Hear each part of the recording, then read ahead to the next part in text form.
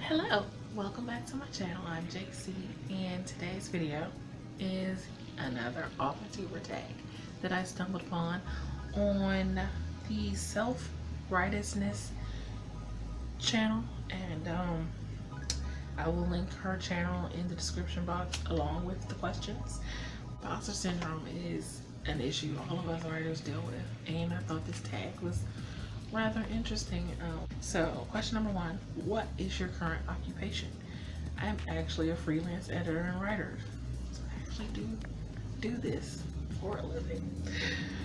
Question number two, between your fiction and your real life, which one is weirder? Fiction, of course, because, well, there's things that happen in my fiction world that they don't happen in my real life. It's much weirder. Kind of wish my real life was weirder, but anyway. Question number three, do you believe in self-inserts? And if so, how do fictional you and in real life you differ? I think we all put little pieces of us into our writing, but I don't make the character exactly like me at all. There are things my characters are so much braver than I actually am, and the things they have the confidence and the nerve to do, I in real life would never do.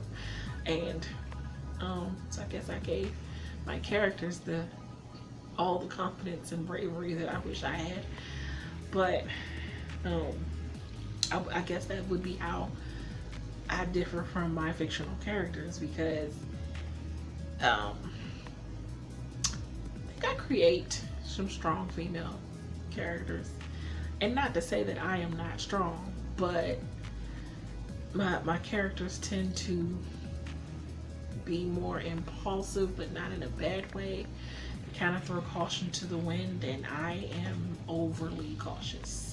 I analyze everything. I try to think through everything, even though I know it is not possible to actually calculate every single detail. I try anyway, and my characters are not like that. They just do. So question number four, was there a moment at which you felt like you had graduated from aspiring author to author?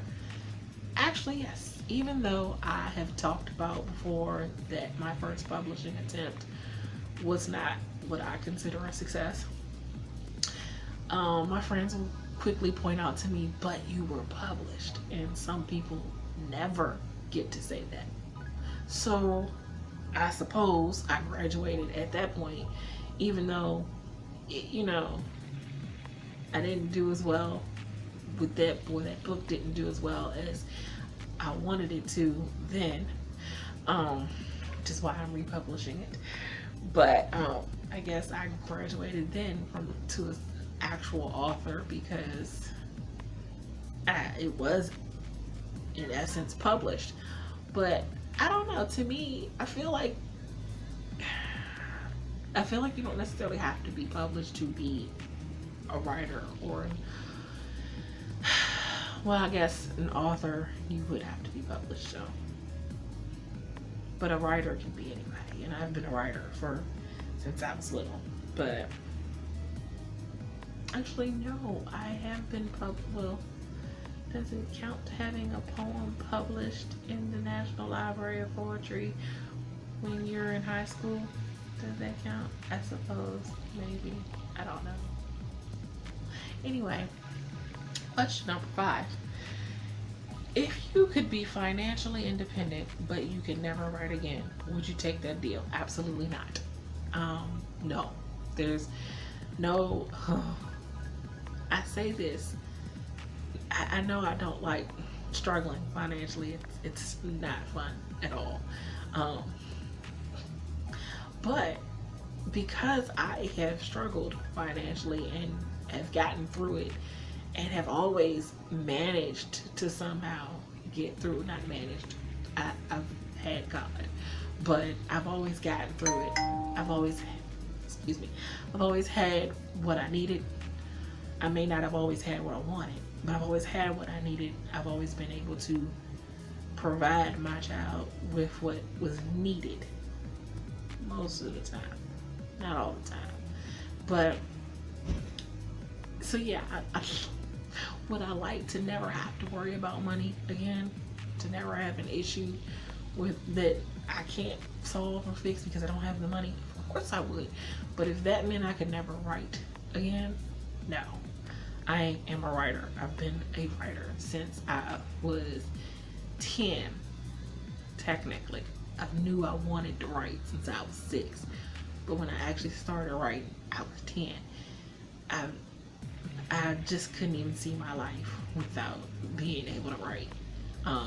It's like breathing to me. I can't, no. So no amount of money would ever make me give up writing. Question number 6. Have there been any words of criticism that hurt when you got them back, but are hilarious in hindsight?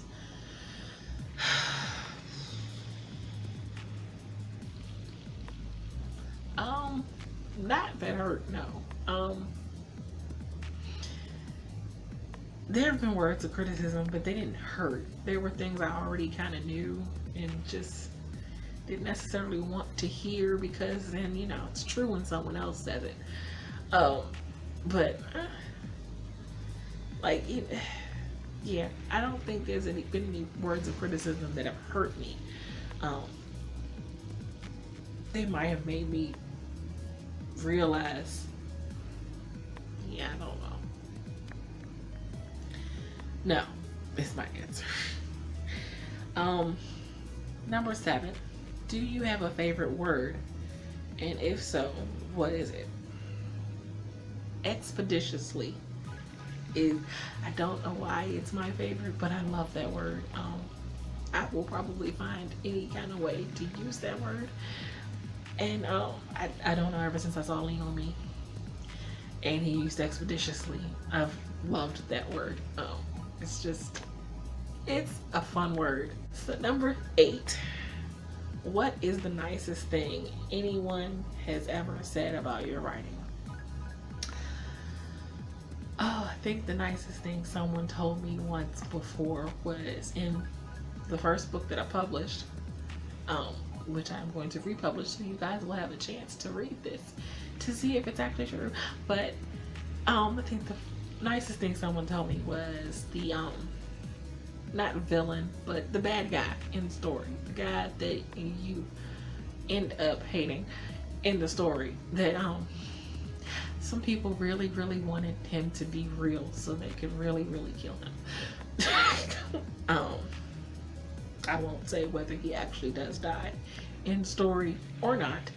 You'll have to read it to find out. But there are a few people that told me that they really did not like him. I'm using the nice words because I can't use the colorful words they used on YouTube, because I don't want them to flag my channel for inappropriate language. But yes, they had some strong words for that character, and it was the nicest compliment, because it means I'm such a nice, sweet person, and I'm not saying that just to say that. I try to be nice and kind to everyone, even people who are mean to me. I just say, you have a blessed day, or bless your heart, you know, all people used to. But so when they read it, they're like, I can't believe you wrote this, because you're not mean at all, and this guy is just evil. So that was a compliment, because it meant I wrote him well and I did a good job. And if you can write the bad guy well to make people actually want to hate this character, I think that's a good thing. Question number 9. If tattoos of the future featured one of your quotes, which would it be? I don't think I have any quotes that I've ever said that were memorable enough to tattoo on anyone's body. Side note, I don't do tattoos. So, I might be biased in thinking there's nothing that anyone I could quote that would ever be tattoo worthy. But, yeah, I don't have anything that I would want anyone to tattoo. or that I thought would be tattoo worthy. Question number 10. If you could vote one literary cliche out of existence, which would it be?